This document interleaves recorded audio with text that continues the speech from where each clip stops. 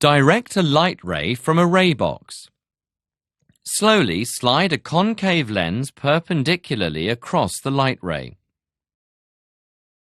Notice how the ray passes through the lens at different positions.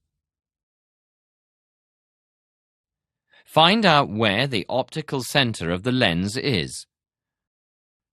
Draw the principal axis of the concave lens on paper.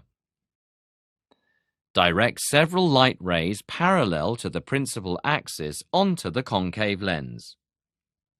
The point where the light rays appear to diverge from is the focus of the lens. If we extend the refracted rays backwards, they will meet at a point.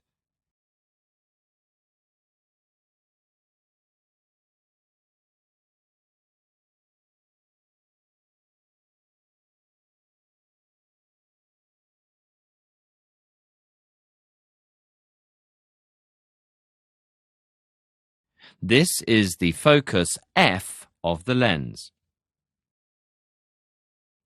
Measure the focal length of the lens with a ruler. What is the focal length? Finally, direct a light ray to the lens along 3 different directions as shown. How does the light ray pass through the lens in each case?